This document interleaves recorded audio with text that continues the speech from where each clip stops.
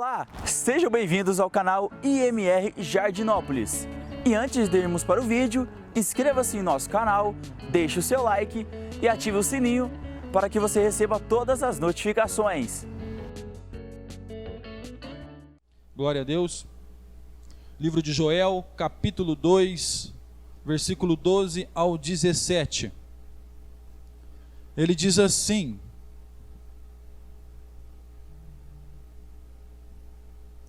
ainda assim, agora mesmo, diz o Senhor, convertam-se a mim de todo o coração, com jejuns, com choro e com pranto. Rasguem o coração e não as suas roupas.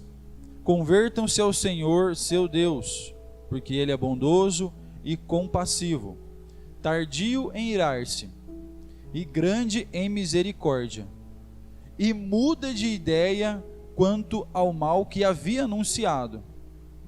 Quem sabe se ele não se voltará e mudará de ideia e, ao passar, deixe uma bênção para que vocês possam trazer oferta de cereais, libações ao Senhor seu Deus. Toquem a trombeta em Sião, proclamem um santo jejum, convoquem uma reunião solene, reúnam o povo, santifiquem a congregação, congreguem os anciãos, reúnam as crianças e os que mamam no peito, que o novo saia do seu quarto e a noiva dos seus aposentos, que os sacerdotes, ministros do Senhor, chorem entre o pórtico e o altar, e orem. Poupa o teu povo, ó Senhor, e não faças da tua herança um objeto de deboche e de zombaria entre as nações. Porque hão de dizer entre os povos: onde está o Deus deles? 28 e 29. E acontecerá depois disso, que derramarei o meu espírito sobre toda a humanidade. Os filhos e as filhas de vocês profetizarão, os seus velhos sonharão, e os seus jovens terão visões. Até sobre os servos e sobre as servas derramarei o meu espírito naqueles dias. Glória a Deus. Amém? Amados, meus irmãos, eu não sei vocês, mas eu estou convencido ultimamente, desde quando eu me entendo por gente, à luz das Escrituras, da palavra, entendendo o Evangelho do Senhor, podemos dizer, dentro da história desses 20 séculos aí para trás, de que a maior necessidade da igreja hoje, olhando para os dias de hoje, como foi lá no passado também, é de experimentar um verdadeiro avivamento espiritual. Eu não tenho dúvida nenhuma disso. Um verdadeiro, genuíno avivamento espiritual. Eu não tenho dúvida que a igreja necessita disso hoje. Não sei vocês, mas tudo que nós vemos hoje aí no dia a dia, eu acho que não temos dúvida nenhuma. Eu sei que nós não produzimos avivamentos, nós não administramos avivamentos, mas eu sei que eu e você podemos preparar o caminho desse avivamento. Alguém sabia disso? Nós não dá para nós nos conformar com uma vida rasa. Não dá para se conformar com uma vida pobre espiritualmente. Vocês sabem o que é uma vida pobre espiritualmente? É aquela vida meia boca do crente. Eu vou e não vou, faço e não faço, ou faço um pouquinho, mas não quero fazer. Mas eu estou desanimado, estou cansado. Mas eu não vou. Isso é uma vida pobre espiritualmente. Não dá para se conformar quando nós vemos que Deus tem para nós riquezas grandes, tem vida abundante. E tem rios de águas vivas que fluirão do nosso interior. Não dá para se conformar com uma vida pobre, miserável espiritual. E diante desse texto aqui, diante disso, eu gostaria de nós refletirmos, nós pensarmos aqui, estudar esse assunto. Primeiro que esse avivamento aqui ele só vai começar quando nós tivermos consciência da crise que se abate sobre nós. Quando você tiver consciência disso, dessa crise que se abate sobre a nação, quando entendermos e compreendermos, poxa, estamos passando por uma crise. Eu estou passando por uma crise. Quando a gente olha aqui no livro de Joel, ele relata uma situação de crise nacional. Ele relata uma situação de um juízo de Deus sobre a nação, de um inimigo que está vindo ali com o seu poderio militar de guerra, para vir massacrar aquela nação de Israel. Depois você estuda o livro de Joel quando você tiver um tempinho aí. Você vai ver ali que os campos, eles não produzem mais. Tem uma seca ali severa naquele lugar. É uma seca severa. Um fogo devastador. A palavra fala ali também, Joel, que os gafanhotos estão o quê? Devorando tudo. Aí ele fala que é uma crise nacional que vai atingir em cheio o povo de Deus. Você vai ver isso no livro de Joel. Quando nós olhamos hoje para o Brasil, para a nossa cidade, quando você olha hoje para o próprio mundo, não importa a condição econômica ali do país, não importa. O que nós vemos? Uma crise moral. Nós vemos o quê? Uma crise espiritual. O que nós vemos? Uma afronta contra Deus. Zombaria o tempo todo contra Deus. Não é verdade? Valores invertidos. Justiça sendo violentada. A moral está na lama. O mundo está rendido, perdido no pecado. E essa miséria. Amém? Será que eu estou falando alguma besteira? Tem uma coisa errada, será? E aí, amados, no cenário religioso, olhando aí no cenário religioso, a gente vai ver tanta igreja, que já se afastaram da verdade. Não tem mais verdade ali para eles. Podemos dizer que eles mergulharam num liberalismo teológico. Estão presos nisso ali. Não creem mais na Bíblia. Não existe mais fervor na igreja, em suas orações. Não tem aquele fervor espiritual. Não tem mais nas igrejas. A gente não vê mais isso. Eles não creem que a Bíblia é suficiente. Essas pessoas, esse povo, e até na igreja, vivem um deserto espiritual. E às vezes não sabem. Porque ficam presos à religiosidade. Sabiam disso? O que a gente vê hoje? Igrejas lotadas, pessoas buscando misticismo, pessoas buscando secretismo religioso. As pessoas, elas não querem Deus. O que elas querem? As bênçãos de Deus. Elas só vão na igreja para buscar a bênção, só vai na igreja quando precisa de Deus. Eu preciso de alguma coisa ali, eu estou passando por isso, agora eu tenho que ir na igreja. Então é essa busca, por interesse pessoal. Essas pessoas, elas estão mergulhadas completamente num espiritualismo fora do padrão divino. Elas estão dentro disso. Os próprios evangélicos, mesmo os cristãos, às vezes, eles estão completamente cegos. Você vê hoje uma igreja que se diz uma igreja que é ortodoxa, uma igreja que são de conservadores, só que está todo mundo seco que nem um poste. A pessoa não tem vida, a pessoa não tem entusiasmo, a pessoa não tem alegria, a pessoa não tem mais fogo no coração, não tem fervor espiritual. E olha que aqui eu estou comentando, falando sobre os próprios cristãos. E hoje, amados, eu creio que mais do que nunca, nós precisamos fazer uma análise do nosso coração. Precisamos olhar bem lá no fundinho, lá bem detalhadamente, e fazer uma análise do meu e do seu coração. Sabe por quê? Porque se essas chuvas de Deus, quando eu falo as chuvas, eu falo a chuva de bênção, um avivamento. Se essas chuvas de Deus aqui, elas estão sendo retidas, não é porque a mão de Deus ela está encolhida. A mão de Deus se encolheu sobre a minha vida. Deus está surdo, Ele não escuta. Não é por causa disso. É porque normalmente há um impedimento no caminho. Há uma barreira entre as chuvas e entre as chuvas e a terra seca. Existe um obstáculo que está impedindo.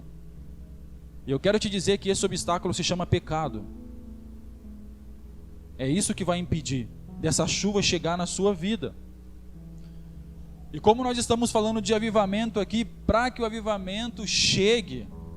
Ô pastor, o senhor está determinando o avivamento? O senhor está falando que o avivamento... Não estou determinando, não estou falando quando ele vai chegar. Eu estou te falando que nós podemos preparar o caminho. E para que ele chegue, é necessário também que nós venhamos entender essa mensagem aqui de Joel. O que estava acontecendo aqui. Porque avivamento também começa com essa volta para Deus. E como que é essa volta? Qual que é o processo aqui dessa volta para Deus? Nós vamos entender isso aqui. No versículo 12, tem uma palavrinha que ele fala assim, ó, convertei-vos. Sabe o que eu quero te dizer? Nós temos muita religiosidade no Brasil, no país todo. É muita religiosidade. Só que acontece, irmãos, não se trata de religiosidade. Não se trata de uma conversão a uma instituição religiosa. Não é isso. Eu me converti àquela igreja. Eu me converti a uma instituição. Não é isso que se trata. É uma volta pessoal. É uma volta particular. Vocês entendem isso? É uma conversão, é um relacionamento pessoal, é uma intimidade com Deus. É você fazer de Deus o centro da sua vida. Você tem que fazer de Deus o centro dos seus sonhos. Deus tem que ser o centro do seu projeto. Deus tem que ser o centro da sua família. Deus, ele precisa estar na sua agenda. Entendem isso? Aí eu te pergunto uma coisa, irmãos, hoje, qual que é o assunto? Quando você está conversando com alguém em casa, sei lá, numa mesa de jantar, em algum lugar ali, quando você está reunido ali, sei lá, em qualquer lugar, quando reúne o pessoal, a família, a galera, qual que é o assunto ali hoje? Quando você está até mesmo no final de um culto da igreja, quando o pessoal se reúne para conversar, talvez até os jovens, qual que é o assunto ali? O que enche o seu coração? O que motiva você? O que faz os seus olhos brilharem? Qual que é o papo ali? Amado, e mais do que isso, essa volta aqui diz o texto que é com profundidade de todo o nosso coração. Todo, não é só um pouquinho não. O texto fala que é de todo o nosso coração. Às vezes nós buscamos a Deus em um momento de um impulso emocional. Porque você precisa de alguma coisa, está com um problema, alguma emoção, algo que você está passando ali. Opa, deixa eu ali buscar a Deus ali. Às vezes você busca a Deus por causa disso. Só no momento que você mais precisa. Vocês entendem disso? Aí você chora, aí você fala com Deus, aí você se volta para Deus ali, aí você se alegra. Está tudo maravilhoso. Mas aí daqui a pouco já mudou, é outra situação. Aí talvez quando você está junto com o pessoal de novo, seus amigos, já não se fala mais do que aconteceu no culto, não se fala da palavra, não fala mais do louvor ali, não existe mais comentário nenhum daquele momento maravilhoso que você teve, abençoado naquele lugar. Sumiu, porque foi só aquele momento ali e acabou. Eu passei por aquele momento ali, foi maravilhoso na igreja, foi top, olha, da hora, amei, chorou que nem criança. Aí voltou, vamos tocar o barco, é a mesma coisa. Aí o papo é outro, os desejos parece que são outros, é outro tipo de visão, é outro tipo de pensamento. Aí eu saí, parece que a igreja é um mundo, aí eu saí da igreja é outro mundo. É desse jeito. É desse jeito que acontece. Às vezes vem pro culto, não vê a hora de acabar para sair correndo e logo para casa, para ir embora. Complicado. Precisamos entender isso, amado. Amados, outra coisa que eu vejo aqui que não é uma busca rasa, não pode ser uma busca superficial. Quando nós olhamos aqui, Oséias, ele alerta o povo ali, ele fala assim, ó Israel, o seu amor por mim cedo passa. ele diz isso por causa exatamente disso que eu expliquei para vocês. É aquele amor, é aquela coisa maravilhosa, só no momento que precisa. Depois que passou, acabou. Aí Oséias, ele alerta Israel, isso, dessa forma. Que Deus, próprio Deus estava falando para ele, o seu amor por mim só dura aquele pouquinho ali, só aquele momento. Seu amor por mim só dura de domingo de manhã e de quinta à noite. Durante a semana você toca a sua vida do jeito que você quer. Você faz o que você quer da sua vida. O meu amor por Deus só durou os 4 dias do retiro.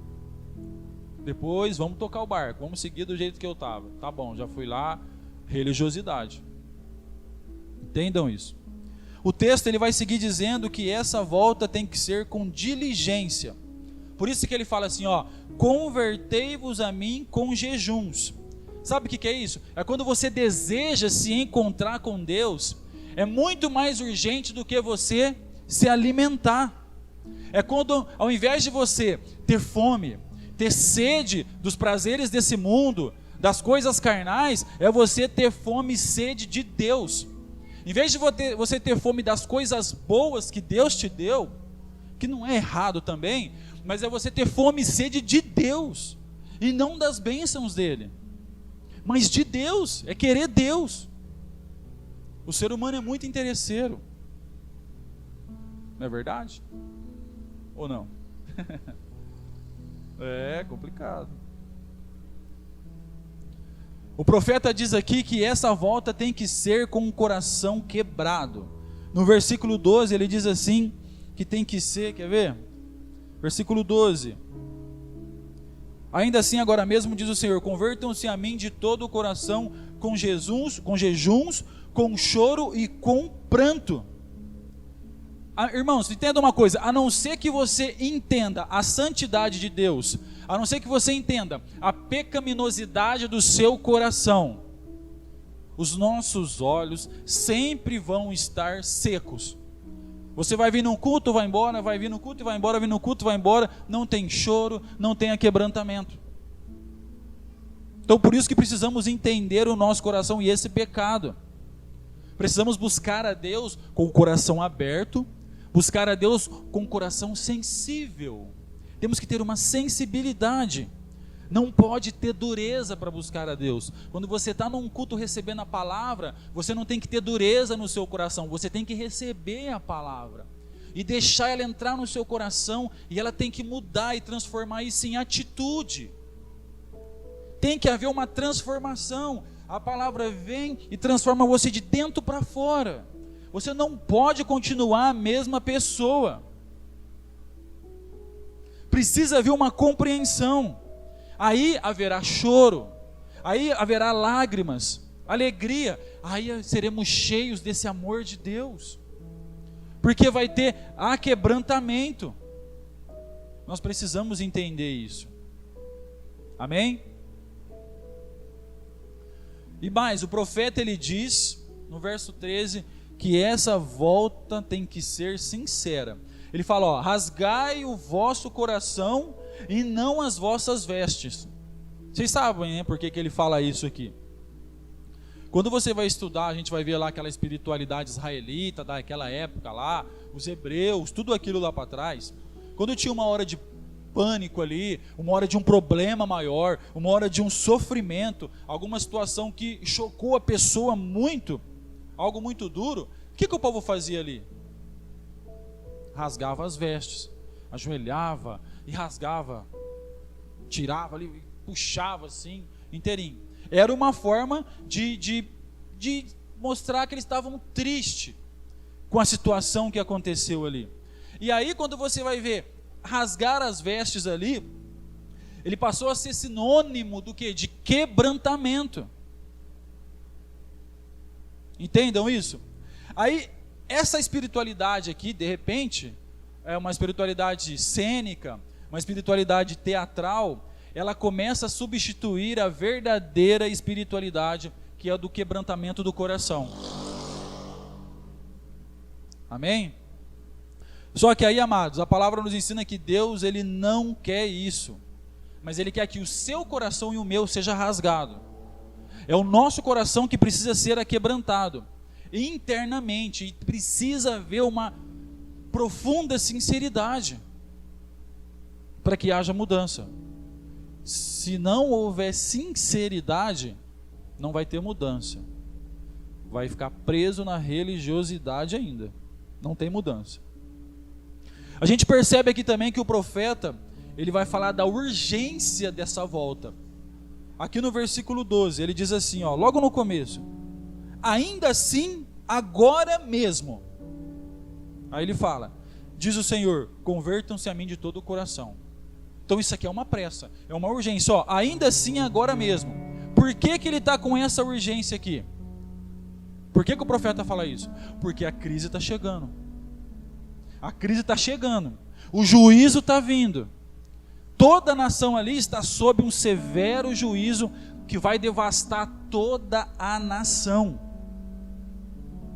E ele está querendo dizer que precisa de urgência dessa volta, porque ali ainda, na beira ali desse juízo, é possível que seja revertido esse quadro. É possível que esse cenário terrível que vai acontecer seja mudado.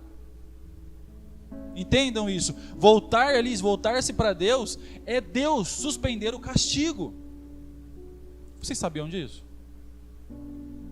Quando você às vezes comete uma coisa errada e você fala: nossa, o que eu fiz? O que você faz? Você corre lá e pede perdão. Meu Deus, olha, me perdoe, eu pequei mesmo, eu falhei.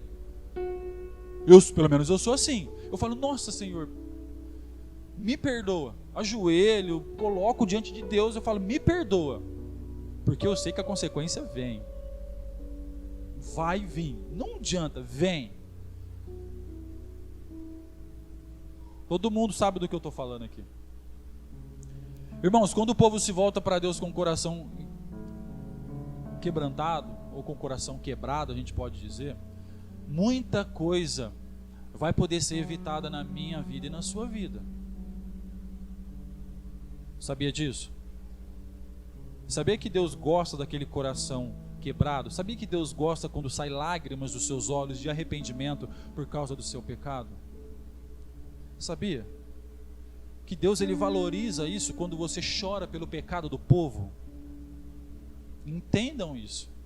Quando há essa volta para Deus aqui de todo o coração, as coisas podem ser evitadas.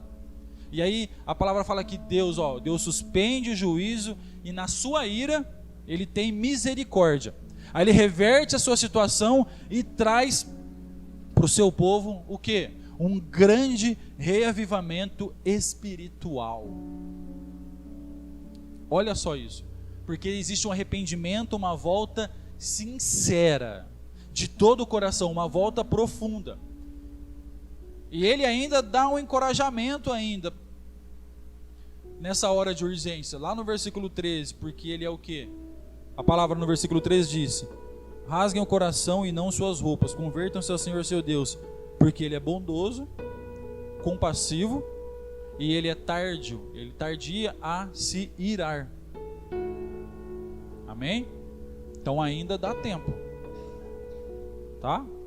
Se você tem algo com o Senhor, se você suspeita de algo errado, se você acha que você está fazendo algo errado, talvez dentro da sua própria casa, talvez no seu trabalho, né, ou em meio com a sua família, se você fala assim: não, tem algo errado, mas eu acho que tem que ser, dá tempo ainda. Irmãos, mas o que é um avivamento? Quando você vai ver lá nas palavras de Abacuque, ele fala que é Deus lembrar-se da sua misericórdia na sua ira. O meu pecado e o seu pecado, a palavra ensina que ele atrai a ira de Deus. Sabia disso? Os nossos pecados atraem a ira de Deus. Os nossos pecados ofendem a santidade de Deus. Aí quando Deus olha para o seu povo aqui, ele vai ver um coração aquebrantado. Aí ele vê um coração sedento, sincero. Aí Deus fala assim: olha, na minha ira eu vou me lembrar da misericórdia. Na minha ira eu vou ser compassivo. Na minha ira eu vou abençoar. Eu vou derramar sobre vocês do meu espírito. Amém? Agora vamos entender uma coisa aqui. Vamos ver quem que deve participar deste avivamento. Será que é só alguns? Será que é todo mundo? Será que é só uma parte? Quando a gente vê aqui o curioso, que o profeta, ele vai começar assim, dessa seguinte maneira. Aqui no verso 15, ele diz assim, ó: toquem a trombeta em Sião, proclamem um santo jejum, convoquem uma reunião solene. Então a primeira coisa que ele fala, olha que interessante. Primeiro, tocai a trombeta em Sião.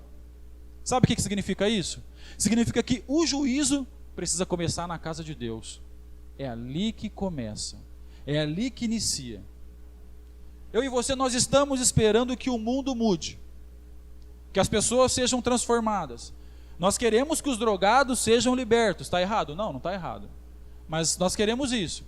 Nós queremos que os adúlteros tenham vida santa, que os desonestos sejam pessoas íntegras. Nós queremos que o governo seja íntegro. Pare com a corrupção, não é verdade isso? Resumindo, nós queremos que seja feita uma faxina nessa nação, amém? Não é verdade? Aí Deus, a palavra fala assim, tá, pois eu vou começar esse processo, é dentro da minha igreja, é dentro da minha casa, é dentro de Sião que a trombeta vai começar a tocar, porque o juízo vai começar pela casa de Deus. Lembra que eu falei numa pregação que você não está à toa aqui? Você não está à toa nessa terra? Você está aqui para alguma função? E a sua função é anunciar o Senhor. Se coisas têm que ser mudadas nessa terra, a igreja vai ter que mudar, porque o mundo não está nem aí não. Vai começar aqui. É aqui que vai sair, vai fazer a diferença. Lembra quando eu comentei aqui de John Knox? Quando tinha a guerra lá na rainha, acho que a rainha da Inglaterra, que ela falava assim, ó, eu não temo o exército da Inglaterra, eu temo as orações de John Knox. É aquelas orações que eu temo, as orações dele, porque era a pessoa que fazia a diferença. Foi colocada por Deus, então ele era uma igreja ali fazendo a diferença em um país. Então é aqui que vai começar. Deus fala, eu vou começar na minha igreja. Então você precisa rever a sua vida. Você precisa rever como é que está a situação na sua casa. Você precisa rever como é que está a situação no trabalho, na escola. Você precisa ser transformado. Precisa ver um avivamento. A gente espera aquele avivamento. Ah, porque houve avivamento lá na Rua Azusa. Aí a gente espera aquele avivamento, todo mundo chorando. Ai, aquele avivamento onde todo mundo caindo. Não. O avivamento muitas vezes ele precisa iniciar pessoalmente, é com você. Se tem algo errado, se não inicia, se não muda, tem coisa errada. Mas tem problema, tem opressão ali. Opa, peraí, eu preciso ver que tem alguma coisa errada aqui. Alguma coisa aqui está errada. Eu preciso me examinar. Mas as coisas não estão acontecendo, não estão fluindo. Ai, eu não sei, eu não tenho esse prazer, esse amor. Peraí, tem coisa errada. Ai, mas e não sei o que. Vamos se autoexaminar. Esse avivamento vai começar na casa de Deus. É ali que vai começar, como diz a palavra aqui.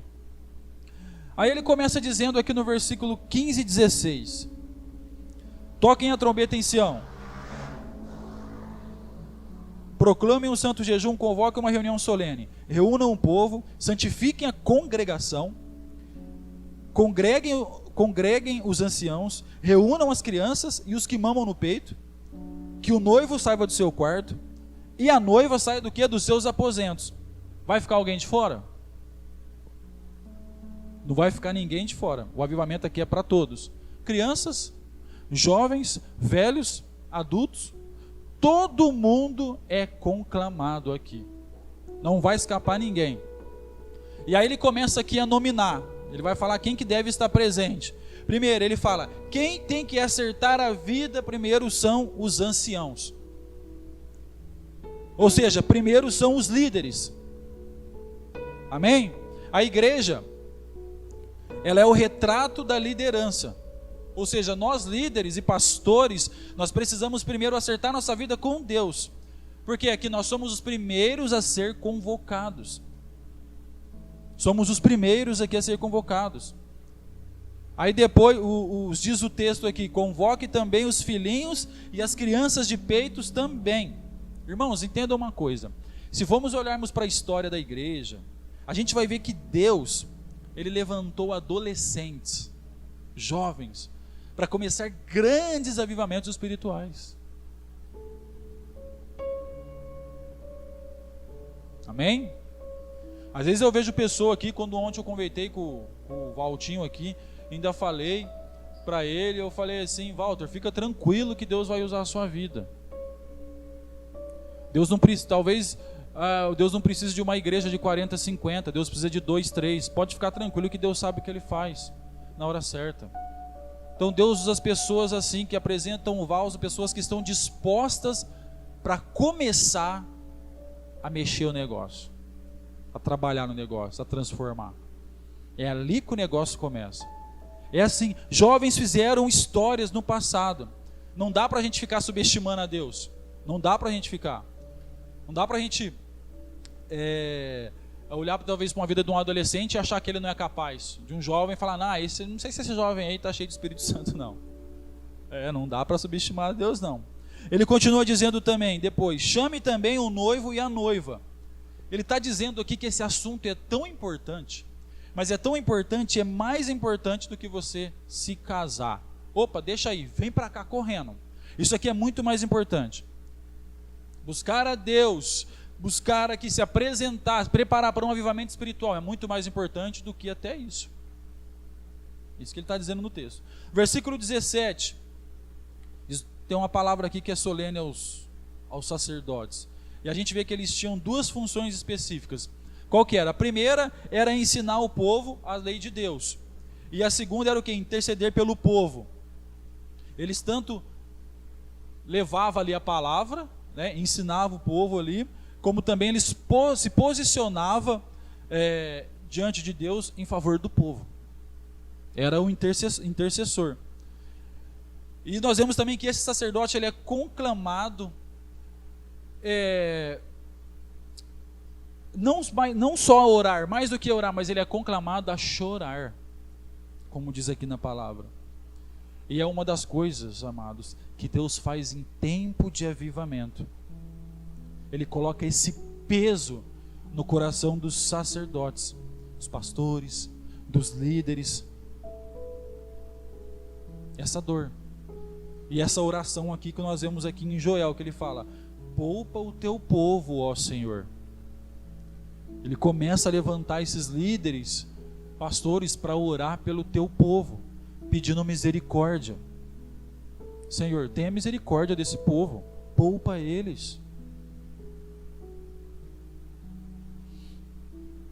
Mas aí, em que sentido que ele fala, poupa o seu povo?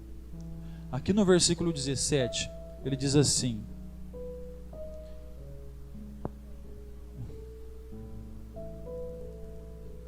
que os sacerdotes, ministros do Senhor, chorem entre o pórtico e o altar, e orem. Aí ele diz: poupa o teu povo, ó Senhor, e não faças da tua herança um objeto de deboche e de zombaria entre as nações, porque hão de dizer entre os povos: aonde está o Deus deles? Amados, olha para a nação agora, olha para as igrejas que nós vemos, talvez até igrejas grandes aí mais conhecidas. Essas igrejas, elas são mais conhecidas pelos seus escândalos do que pela sua piedade. No versículo 17 ele fala: olha, não permita que o seu povo seja motivo de zombaria. E aí os ímpios ainda vão perguntar: onde que está o seu Deus, irmão? Te zombam, e ainda em meio a alguma situação: onde que está o seu Deus? Cadê o seu Deus? Você não crê? Você falou que tinha um Deus que cria. Que Deus que é esse seu aí? É isso que acontece. E os sacerdotes, irmãos, os líderes, eles choram quando a igreja é escandalizada lá fora. Choram, intercedem. Sabe por quê? Porque não é você, não sou eu, é a honra de Deus. É o nome do Senhor que está sendo escandalizado, que está sendo zombado. É a santidade de Deus. Não sou eu, não sou você, não é a minha moral, a sua moral. É a glória de Deus que está sendo atingida. É por isso que nós choramos por isso, por causa desses pecadores, dessas zombarias. É por isso. Agora perceba aqui que quando o povo se volta para Deus, a situação se reverte. Versículo 18. Então o Senhor teve grande amor pela sua terra e se compadeceu do seu povo. Versículo 27. Vocês saberão que eu estou no meio de Israel, e que eu sou o Senhor, o Deus de vocês, e que não há outro, e nunca mais o meu povo será envergonhado. Amém? Quando há arrependimento, há reversão do juízo. Aquilo que deveria cair sobre o povo, o Senhor reverte e cai bênção. Quando há volta. Amém? Amados, perceba aqui no versículo 28 que ele diz assim: e acontecerá depois disso. E acontecerá depois disso. Eu e você, nós não promovemos avivamento, mas eu e você precisamos preparar o caminho. Ele fala aqui, acontecerá depois que derramarei meu espírito sobre toda a carne. Essa promessa se cumpriu aonde? Em Pentecostes. Eu não sei se vocês já escutaram, Pedro disse algo importante ali. Ele falou: essa promessa é para nós, essa promessa é para os nossos filhos, essa promessa é para aqueles que ainda estão longe, essa promessa é para todos quanto Deus chamar. Essa promessa, meus irmãos, é para vocês, é para a igreja. Essa promessa é para mim e é para hoje. Essa é a promessa do Senhor. Aí ele fala: acontecerá depois que nós nos voltarmos para Deus, nos arrependermos, chorarmos e acertar a nossa vida com Deus. Então o Senhor promete derramar sobre nós o teu Espírito, para todos, sem acepção de pessoas, para todos. Ele vai derramar abundantemente, vai trazer esperança. Ele fala: terão sonhos, e terão mais o quê? Visões. Não é isso? Estão entendendo? Estou quase encerrando. O que significa isso? Para nós entendermos. Se você convive, olha isso interessante, se você convive, se você já conviveu com uma pessoa que é idosa, eu convivo lá com a avó da Juana. Se você convive com uma pessoa idosa, via de regra, você talvez vai perceber que essa pessoa, ela começa a fazer do seu passado a maior glória. Eu tinha o meu avô também, o pai da minha mãe, finado avô também, que eu vivia do lado dele sentado. Ele contava as histórias deles ali com uma empolgação que, olha, era muito legal. Era lindo você sentar e escutar as histórias. Então ele faz ali do seu passado a maior glória. E aí quando você vê que eles falam: olha, os velhos sonharão. Ele está falando, sabe do quê? De projetos. Mas como assim? Os velhos têm projetos? Amados, mesmo os velhos que creem, que têm esperança ainda, mesmo eles sendo os velhos, eles ainda são cheios do Espírito Santo. Eles não querem se aposentar, até mesmo porque no reino de Deus não tem aposentadoria, né? No reino do Senhor não tem aposentadoria. Mas eles querem mais de Deus. Entendem isso? E por que ele fala que os jovens terão visões? Sabe por quê? Porque o jovem ainda hoje, talvez ele não tenha a devida experiência, talvez ele não tenha uma maturidade. Mas preste atenção numa coisa: um jovem que é cheio do Espírito Santo, ele tem visão. Ele começa a ver coisas que os velhos não conseguem ver. Ele começa a enxergar e a ver que coisas ali serão mudadas, vão acontecer coisas, transformações. Ele começa, e pela fé ele já começa a ver as coisas acontecendo. Ele começa a ter visão. Ele tem um olhar livre nos horizontes, que os velhos não têm. Ele começa a ver muitas coisas grandes sendo feitas. Eles começam a imaginar, a ver, eu era assim, eu enxergava, eu falava: isso vai acontecer. Eu creio. Porque jovens têm visões. Irmãos, nós precisamos tanto, né, que os mais velhos venham a sonhar. Mas que eles sonhem.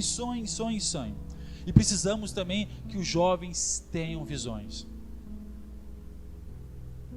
Nós precisamos, a igreja precisa disso. O Senhor, Ele quer isso, Ele fala isso aqui, o profeta diz isso, que os jovens venham ter visões e os velhos venham sonhar, e que Deus venha usar essas pessoas grandemente. E aí que oramos e preparamos o caminho e clamamos ao Senhor que esse avivamento venha com grande poder sobre esse povo. Nós esperamos disso, nós precisamos desejar isso. E a pergunta que eu preciso fazer para vocês, para a igreja, para todos nós aqui, é: igreja, vocês desejam mesmo esse avivamento? Vocês querem esse avivamento? Deus fez tanta coisa lá no passado, quando vamos estudar as histórias ali. Deus levantou a igreja para ser instrumento para avivar uma cidade, às vezes até um país inteiro. Não dá para a gente ficar subestimando o que Deus pode fazer ou não. Não dá para a gente subestimar, às vezes, o que Deus já começou a fazer na igreja de Jardinópolis. Dá. Deus já começou a trabalhar. Todo mundo sabe disso. Começa a levantar pessoas, começa a levantar jovens ali, aqui, começa a trazer jovens. Trabalhos que num dia de repente tem com 10, 15, 18 jovens, não tinha. Então não dá para subestimar o que Deus está fazendo. Só que também nós não podemos se contentar. Você não pode se contentar com o que tem. Nós queremos mais. Mas como assim, pastor? Não, nós queremos mais, vamos ser gananciosos. Amado, tudo que Deus tem para nós, nós precisamos querer. Tudo que Deus tem para a sua vida, eu quero. O que Deus tem para a minha vida, eu quero. Eu preciso querer isso. Entendam isso. Queira ser usado por Deus. Não fica sentado em casa, às vezes, no conforto, ou às vezes eu vou só na igreja e volto para casa. Ah, Deus, quando Ele me usar, quiser me usar, Ele vai me chamar. Quando Ele quiser me usar, Ele vai me falar. Fica nessa daí que você vai morrer nessa daí. Vai ficar pro resto da vida aí onde você está. Se mexe. Dá um passo de fé. Deseja isso. Ah, mas eu estou com tanto problema. Ah, mas é enfermidade. Ah, mas é opressão. Quem trabalha para o reino, Deus vai curando. Sabia disso? Eu vi muitas pessoas ser curadas quando nós estávamos fazendo o evangelismo, se não me engano, aqui no Ribeirão Verde. Eu vi pessoas que tinham dor, tinham aquilo, os meninos começavam a fazer o evangelismo, era curado no meio do trabalho. Quão formoso é os pés daqueles que anunciam a palavra do Senhor. Entendam isso. Essa é a obra, como diz o Valtinho, fora das quatro paredes da igreja. É ali. Se volte para Deus. Volte ao Senhor. Entenda por que eu não estou avivado. Tenta entender por que você não está avivado. Por que eu não tenho mais aquele fogo? Por que eu estou muito cansado? Por que eu tenho preguiça? Por que eu estou desanimado? Você precisa se perguntar isso. E lembrar lá da parábola dos talentos, o que vai acontecer depois. Amados, eu peço a você que ore ao Senhor, peça ao Senhor que Ele comece um avivamento na sua vida primeiro.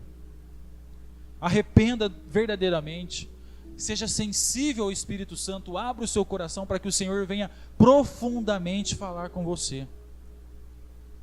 Nós precisamos de uma mudança. E nós precisamos desejar por isso, preparar o caminho. Senão vamos continuar do mesmo jeito. O Senhor nos ensina, o Senhor nos instrui, o Senhor nos confronta, o Senhor muitas vezes nos defende, nos guarda, nos protege. O Senhor vem e nos alerta o que nós precisamos fazer para que algo venha acontecer. Quem são as ovelhas? As cadeiras, as paredes? Não, eu e você. É nós que precisamos dar ouvido à palavra. E aí vem uma palavrinha pequenininha assim, ó. Pequenininha.